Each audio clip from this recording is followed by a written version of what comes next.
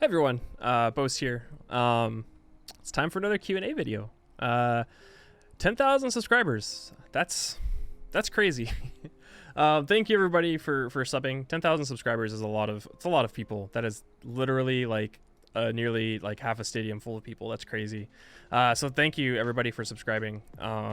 It's kind of insane. I just remember back in January, I was like, I'm gonna try to shoot for 500 subscribers, and then I hit 500, and I was like, well, let's get 1,000. And then 1,000 hit, and I was like, well, I guess we just gotta keep going. Like, I don't know. So I'm glad that 10,000 of you enjoy my videos enough to subscribe. So thank you once again for subscribing. I mean, I don't know. I'm able to do this full time now from between Twitch and YouTube. So here's to 50K, I guess, is the next number. That's an insane number to me, and I don't know. We'll see. So yeah, thank you guys so much for subscribing. And we're gonna jump into. I have quite a few Q&A videos or Q&A questions here. And I guess before we get started into some actual questions too, I could probably give a little bit of a background on who I am as a person and as a streamer. People have always been asking me, like, you know, how long have you been streaming? How long have you been doing content creation? You must have been doing this for a long time. And I mean, that's partially true. I have been streaming in some type of form since probably, I think 2009, maybe. I think it was it was probably early 2010 is probably a little bit more accurate. I used to stream StarCraft Brood War matches for when people outside of Korea couldn't get StarCraft Brood War matches. I used to stream those for people via VLC. And then eventually livestream.com came out, and I used to stream StarCraft 2 on livestream. I used to stream StarCraft Brood War as well on livestream.com. So then I think it went to Ustream and then owned.tv before Justin TV was a thing, and that was in a very short period of time. I think that was like within 2 years. Justin TV became a thing, and I had an account on Justin TV, and I used to stream there. And this was StarCraft 2 when I was trying to go professional in StarCraft 2. Obviously, that didn't work out. That's why I have carpal tunnel in my wrists. But that, speaking of StarCraft, with all that, that's why I have all of the, you know, that's why I have all the Team Liquid stuff, is because I used to do stuff with Team Liquid, and I've been part of their forums and their website for years, since like 2006, I think 2007, around there. So I've been, you know, I'm obviously not affiliated with them anymore. I just have their stuff because I support the company. I support Nazgul. You know, they're still my favorite org after all this time. But with that, you know, like I said, I used to stream StarCraft and StarCraft 2, and then eventually I moved on to streaming casually, because, you know, I wasn't trying to go pro anymore. So I would just stream every once in a while. I'd stream like League of Legends. I used to stream Dota 2, and then I started streaming Civ 5 back in 2014, I believe. It was right around there. You'll notice it on my YouTube channel. On my YouTube channel here, that I have some videos from 2014-ish of Civilization 5 Brave New World. I tried to do a China playthrough twice, and then I tried to do on the Civilization subreddit, they used to do a Civ of the Month challenge, where it's very similar to Vector Cat's Civ 6 Challenge League, if you aren't familiar with that, as well as what they used to do with Civ Fanatics. And so I tried doing that, and then real life took over. You know, my ex at the time wasn't too into content creation, and plus I had a pretty demanding job, so it was no point in doing it, so I just gave up. But yeah, I used to stream Civ 5 as well, and then I stopped doing anything Civ related, anything content creation, even gaming related, until probably early 2018. I started getting back into just playing games again, playing Dota again, you know, being online again. And then once COVID hit, you know, my job went away. I moved to LA, and then I realized I have a little money saved up. You know, nobody has jobs right now, so let's try streaming again for real. Like, try to really do it. And it's all the perfect storm. People talk about this. I talk about this all the time on stream, because I get it asked a lot. But it was the perfect storm of multiple things happening, and a lot of it comes down to luck. Like, yes, there was a lot of hard work that was put in regards to like networking, I guess if you call it that, integrating myself with multiple communities. And all the editing that's going into it, you know, and all the production that goes into my stream. But a lot of it comes down to luck too. Having the time from, you know, a shitty thing like COVID happening, having all the free time in the world, having the ability to stream, and having a game that I was really good at, Civilization 6, come out with a brand new pass, the New Frontier Pass, you know, brand new DLC that's coming out just about this time that I'm deciding to do this full time. So all of those things lined up perfectly. and I decided to like, let's just try it, let's do it. And that's where I'm at right now. You know, I've been streaming full time since April 16th, I believe, is my stream anniversary, if you call it, you know, going full time. My account's been around since January of 2011, but I'm trying to stream full time as of April of last year. So it's been crazy, you know, kind of accomplishing crazy things in a year. You know, getting partnered on Twitch was a big one for me, and then hitting 10K on YouTube is huge as well. So that's kind of a little bit of the history of me and my content creation journey and streaming. I've learned a lot, burnt out already before, but you know, learned what not to do, and here I'm at. So yeah, let's just hop into the questions now.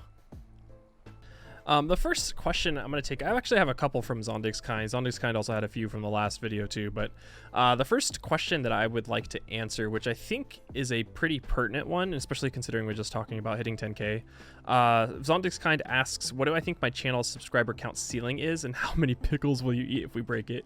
If you don't know, it's a thing in my Twitch stream where if you have 100K channel points, you can make me eat a pickle. I hate pickles, they're disgusting. So but the first part of the question is actually a legitimate question. I mean, not to say that all of them are legitimate, but this is a real thought-provoking question that I really hadn't thought about that too much. I answered it a little bit on stream the other day, but for me, I don't think my channel has a ceiling right now. Well, I think right now it does. I think with what I want to do, I don't think it has a ceiling. I think my channel is full, and this is gonna be really funny because people are gonna hear me say this and be like, "Oh, Mr. 10K sub man thinks he can be a big person now," but in reality, I know who I am, and I know the type of content that I bring, and I think if I stuck with only Civ, like literally just played Civ 6, then I think I have a ceiling of maybe like a couple hundred K subscribers, like maybe like 1 to 200,000 subscribers, which is still an insane amount of people, right? That's a huge number. But I think if I expanded outside of that, the way that I view it, the way that I like the confidence that I have in myself and who I am in my content, I think I have the ability of getting, you know, 1 million subscribers. Maybe a little short of that, but I think that's something, I mean, that's a goal. I think that's something that I can actually attain. I think the way that my channel works and how my content is geared towards viewership, I think that's easily attainable. Lately I've been kind of treating my content like a sitcom, and I think you may have noticed that, especially, I mean, I love The Office, but I basically do an Office episode for every YouTube video that I upload, right? I have a cold open, and then I go into an intro, and then that's the video, and that's kind of my formula lately, and it's been working really well, and I really like that formula because I like doing cold opens. They're pretty funny. So yeah, I think if I stuck to specifically Civ, I would actually have a ceiling of maybe 1 to 200,000. I think if I expanded outside of that, maybe got into other strategy games, maybe city building games, the place that I want to be in a place very similar to like RT Game. If you're familiar with RT Game, he is also a content creator, you know, streamer and YouTube creator. So that's kind of where I want to be. But we'll see. I mean, who knows? Tomorrow I could literally crash and burn and not have any videos go, but I think it go well. But I think for me, I think that's where I see myself being. Yeah. This next question is also from my Discord channel, from Hank Nordic, asking if I could choose between full-time streaming or touring again full-time with a band, what would I like to do most? It'd probably still be streaming. Both of them are fantastic. I love doing both. For those that maybe are newer to the channel and don't know my history, I have been in multiple bands in the past. I've toured a lot, been all over the US touring, so... but I feel like for me, I prefer streaming more than touring. Touring was fantastic because I got to see like everywhere, right? I've been to almost every single state in the United States, you know, been up to Canada and things along those lines. But I feel like for me, I'm a pretty introverted person. So I like the ability of being able to interact with people via chat instead of having to interact with people via, you know, face-to-face after shows and stuff like that. Also, I think, you know, I mean, I do have a bit of an ego, so having the tension on me versus the entire band is a little bit more enjoyable. That seems a bit selfish, but I mean, like, if you're an entertainer and you're a Twitch streamer, or a content creator, or an entertainer in general, that's the truth, right? People who are streaming or content creating, yeah, they might be doing it because they're like, hey, I'm streaming or playing the game, might as well just stream it. But the whole point of it is to garner attention to yourself, right? So I think I do enjoy that aspect of it. While I could be traveling a lot, touring and stuff like that, streaming is much more sustainable. And I think if, streaming continues to be lucrative, that'll still allow me to travel in the future. Obviously, I can't right now because of COVID, but, in the future, I'll be able to fulfill those needs of traveling that I could with streaming. So, with touring. So I think I definitely prefer streaming compared to touring at this point. This question comes from YouTube, and it's actually 2 questions, but I'm going to combine them into the same one. This comes from Garbage Can as well as Hot Con, saying, add one thing for Civ 7, what is it? Or biggest thing from Civ 6 that you want to change in Civ 7. So I'm going to combine the answer and change what I'd like to see into Civ 7.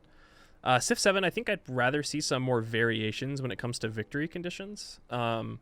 Humankind is adding the score victory, right? Which, I mean, it's not adding the score victory, but the way to win the game is via fame. That's similar to score, but there are better attributes to allow you to win it. Like, I think it's way better than the score victory in Civ. But I think adding more variations to the conditions or combining them with the AI. So maybe adding like an economic condition. They kind of had some of that with the Diplo victory, and then tying into like the different what are they called, the emergencies or things along those lines. It also tied into World Congress. But I think I'd rather see something like, maybe an economic condition tied in with diplomatic, right, where you get a specific amount of specific amount of money or gold per turn, and then maybe they change the World Congress back to like the UN, how it was in Civ 5, and you find a way to create, like, you have to facilitate peace or something like that, right? Like a peaceful victory. Or maybe they can add something along the lines where, expanding upon the ideas of research agreements, and maybe you have a research agreement with an AI or something along those lines, and they're like 100% they realize, I mean, this is, trying to make the AI code this way is difficult, right? But the AI helps, like, you have an agreement where they help you along towards a space victory. Like maybe you reach a certain threshold or criteria, and then the AI can join together towards a space victory, and that you win and they win like a consolation prize, right? Like they don't lose or whatever. Something along those lines I think would be really nice to see. That would change it up a little bit. Allow you to interact with the AI a little bit more. Maybe like domination victories where when you're going domination, instead of even taking like your allies' capital, like they help you out and they become a puppet. I don't know. Different things like that, instead of just having very static linear victory conditions, I think would help. But if there was one thing I could definitely change to, is the way that AI interacts with city-states. I hate Civ 6 AI interactions with city-states. Change it back to Civ 5 or something, because at least with Civ 5 you could gift units to city-states, right, if they're getting under attack. But like, just change that, I don't know, to rework grievances. Like, grievances don't matter. Like, that whole system needs to be changed because it just doesn't matter. So yeah, that was something I would like to see in Civ 7. Actually, one more thing too is, I mean, this is a pipe dream, but I would love to see a Civilization 6 that expands into space, maybe combining Civ and Beyond Earth.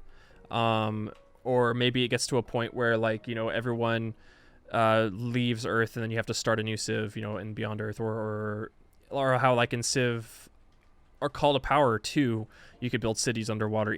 Doing something that's further than just the static leaving space, and then it starts, maybe having multiple biodomes or biospheres, I guess would be the word for that.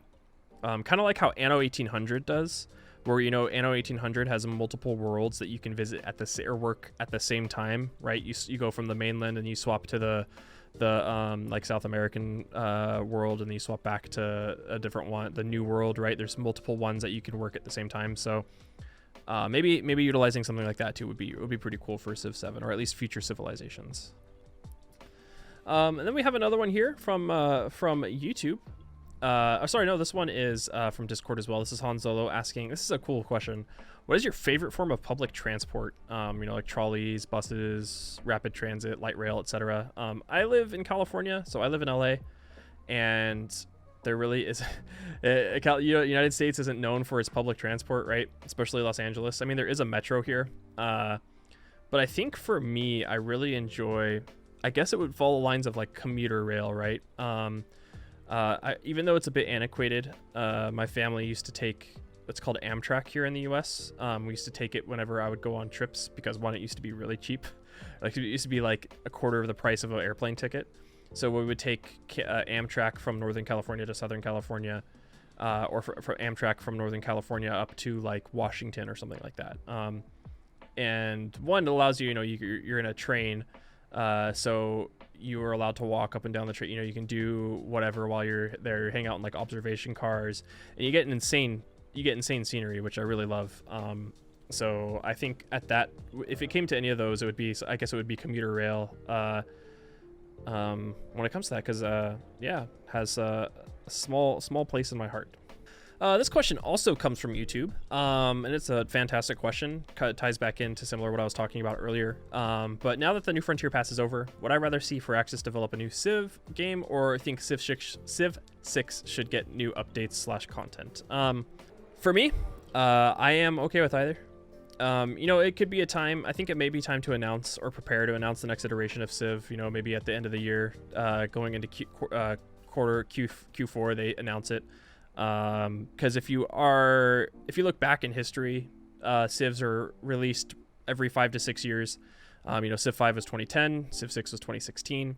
We're right on the 5.5 year mark right now. So we'll see. I wouldn't mind either, though. I wouldn't mind if they released a new Frontier Pass Part 2. And something else that I really wouldn't be mad at, and I know people would be very hesitant to receive, is a new Beyond Earth, or at least a new Beyond Earth type game. I know that Beyond Earth, it was not very well received. I mean, I played a couple hundred hours of it, and I was just like, nah, it just wasn't good. I just went straight back to Brave New World. So I know that Beyond Earth, even though I think it was called Rising Tide, right, was the next expansion, or the latest expansion, and that helped out a lot, I still feel like maybe now they'd be able to learn from the mistakes that they made with Beyond Earth, right? I mean, I think the biggest one is just lack of personality. It just felt like you took Civ 5 and reskinned it and then added some space themes to it, right? So I think they'd be able to build upon that and make the game pretty great. So, but I'd be okay with any of those, right? It's just more content, more games. I am hankering for a new Civ, but I feel like I could play Civ 6 for another 1.5 to 2 years. So yeah, either or I'd be okay with. And then a real quick one here is asking my favorite Sid Meier game, and I think this is also from YouTube, by the way. Civ 6, at this point, I was a big Civ 5 Brave New World fan for a long time. I was definitely a Civ 5 purist, especially when Civ 6 Vanilla came out. So I really enjoyed Civ 5 Brave New World. I played thousands of hours of that, but I think Civ 6 now. Civ 6 is definitely overtaken it. There's still a huge nostalgia factor with Civ 5, right? Brave New World. Even Civ 4 has a big nostalgia factor. But I think Civ 6 is way more streamlined, and there's just more replayability in it. So yeah, definitely Civ 6 right now. This is a 2-part question from Thorite Gem. The first one I'll answer: waffles or pancakes? Waffles 100%. Crispy waffles are better than pancakes, no contest. The second question is, who's your favorite person from Civ from a historical standpoint? I mean, this was going to be massively biased. This one makes a lot of sense, right? Because like, look behind me, that's Yosemite. So I think it makes a lot of sense that Teddy is my favorite Civ from a historical standpoint. I love national parks. They're one of my favorite things in the world, is just going to national parks. So I think considering that, and considering, Teddy starting all these national parks, and Yosemite is my favorite one to go to, it'd have to be Teddy. Not every single Civ was a great person. Not every single leader was a fantastic person. Obviously Teddy was not in multiple aspects, but I think when it comes to the game and how influential Teddy was in regards to to national parks and progressive policies, I think just Teddy is Teddy's my pick out of all of those. This one comes from Discord. This is Sports Sack asking if I could visit any wonders and any of the natural wonders of the world. Costs paid for. It's just I can go no matter what. Where would I be able to go? For man-made wonders, it's probably either Hagia Sophia, or this isn't in Civ 6, but it's in Civ 5. Neuschwanstein Castle.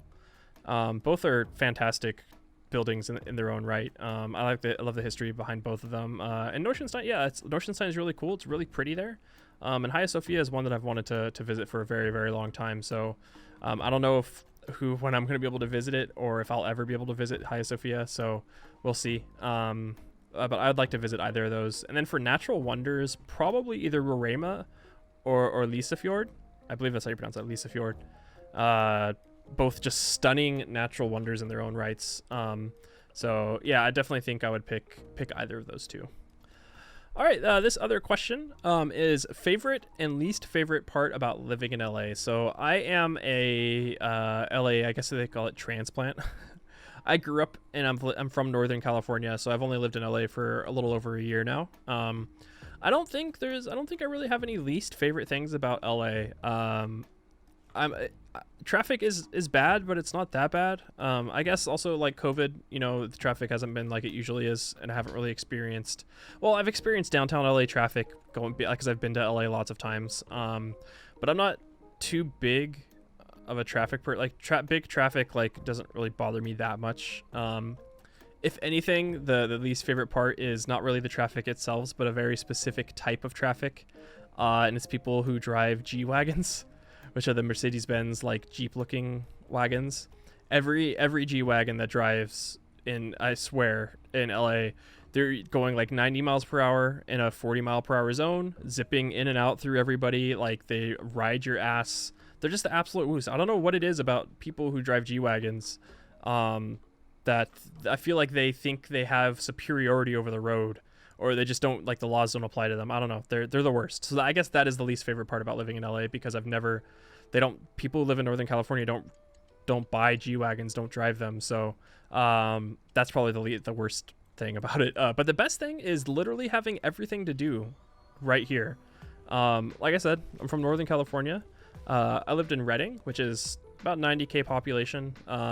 It's a city, but even like that, and I grew up in an even more remote place. Where I grew up is this tiny little town in the middle of nowhere, like multiple hours away from the nearest city, like a high school of like 30 people or like 60 people, very, very tiny.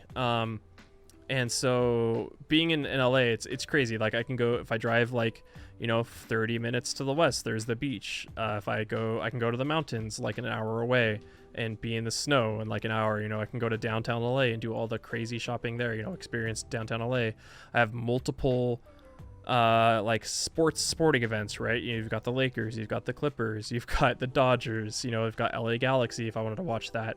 Los Angeles Rams, we have all of these different sporting events that I could go to if I wanted to. I could drive an hour and go to Disneyland, or I could drive 30 minutes north and go to Six Flags. Like it's kind of crazy the amount of things that I can do within one city. And Los Angeles is huge, right? So it's not even like you're in one little city. It's the amount of things I can do is crazy. So I think that's probably the best part about it. Obviously, I haven't been able to experience a lot of it because of COVID, but it's now that LA is starting to open up and COVID isn't, everyone's getting vaccinated, and I've been vaccinated. These things I'll be able to start doing a lot more often. So yeah, I think that's probably the best thing about living in LA. All right. This one is from Rachel here asking, have you ever worked in retail, and what's your funniest Karen story? I mean, I've worked in customer service like my entire life up until recently. I did work in retail. I worked for Target for many years, and I don't have any like Karen stories that I can think of from retail itself. I have a lot of stories working for customer service jobs, especially like customer service representatives on the phone, and like constantly being told like the awful things, like I shouldn't live, or I'm the worst type of person. When it'd be something as simple like reading out their health benefits for them. When I worked at like an insurance company, and they would ask what their benefits were, and I'd say, all right, these are your benefits, and they'd be like, how come my benefits aren't better? Like this is my premium, blah blah blah. And it's like obviously I understand that healthcare fucking sucks in the U.S., but I'm just literally doing my job, reading what you have, and they'd be like, you shouldn't live, you're the worst type of person. It's like, I'm sorry, like I don't know. So would I ever go back to it? No. I mean, obviously, if I had to, money wise or whatever, I would. But that customer service sucks. It's the worst. It's people don't treat customer service people nicely or fairly, and then they wonder why they don't want to work the jobs. They go, oh, we don't have enough workers for our customer service jobs. Like, yeah, if you didn't fucking yell at them for forgetting a straw, then they would, they wouldn't want to work there. Like, what do you expect? So yeah, I have a lot of customer service experience, and it sucked. This is another one from Zondix Kind. This is kind of a quick one, but you mentioned in your last Q&A that at one point you wanted to be a professional golfer. Do I play or watch golf now? And who is your favorite golfer? I don't really play anymore. I haven't watched golf in a long while either. I mean, I would like to play. Just obviously, like I said, can't because COVID. I also stopped playing too because I have carpal tunnel in my wrists, and that definitely prohibited me from playing golf. I'm left-handed, so it's always been Phil Mickelson for me. I've always been a big Phil Mickelson fan. Big Phil Mickelson fan. He always felt like he was on the cusp of being great, right? He always was tailing behind Tiger Woods for his entire career, at least Tiger's entire career. And Phil's won some things, right? But it always felt like he was forever doomed to be second place. Yeah, I love Phil Mickelson. Like I said, being left-handed, you kind of find those things that you have in common with people. And Phil being left-handed, I was like, oh, okay, it's, I'm not the only left-handed golfer out there. So that's why. So I love Phil. And then with this final question here, this one is in regards to music. Who is your favorite band / artist, and what makes you love them? I have two. I'll say I have two here. The first one is because their album is my favorite album of all time. The first one is a band called Maudlin of the Well. I've shown them off in one of my VODs before, doing a channel point reward. If you don't know, you should by now because I post them a lot. In my stream, I have a channel point redemption reward for redeeming me showing off a record from my vinyl collection. And Maudlin of the Well's Bath is my favorite album of all time, and it's one of the ones that I've showed off before. They are an experimental, like avant-garde jazz metal band. That sounds like a conglomeration of words that shouldn't go together, but it does for sure. Bath is one of those things from beginning to end. I can listen to it multiple times and never get tired. There's so many different like insane parts, multiple like syncopated metal parts, some like ethereal post-rock parts, starting to get into like different experimentation when it comes to multiple instruments like horns, guitars, piano, using different types of loops of sound effects like water droplets and stuff like that, adding on top of it. It's a fantastic album. I would highly recommend anybody listen to it. If anyone likes metal or they like post-rock, they like experimental music, Maudlin of the Well's Bath is probably it is my favorite album of all time, but I would recommend it to anybody. If people that like post-rock are familiar with the band KO Dot, or if they're familiar with the band Tartar Lamb, Toby Driver, who is the main person of those bands, this is another one of his bands as well, Maudlin of the Well. The second one is Orchid. I've also shown off this one before too. Orchid is a screamo band from the 90s, from the late 90s, early 2000s, and they are the like quintessential screamo band. I know people, when they hear the word screamo, they think like anything that has like screaming or harsh vocals in it. How many times in the late thousands would people, you hear your parents or people saying, listen to that screamo music, and they're talking about like, I don't know, like My Blood or like Bullet for My Valentine or something like that, right? Or they're talking about like My Chemical Romance. But this is like traditional screamo from the 90s, different that are like similar to bands like La Quiette, Page 99, Ditro, a lot of different bands like that. So Orchid, everything about them is also fantastic. I love their album Dance Night, Revolution Tomorrow. The lyrics are amazing. The whole, it's very fast-paced screamo, so it's similar to like almost like grind. Like it takes grind and influences it with hardcore punk, and that's what screamo is. Fast-paced, less than a minute long songs. It's all about the emotion of the songs.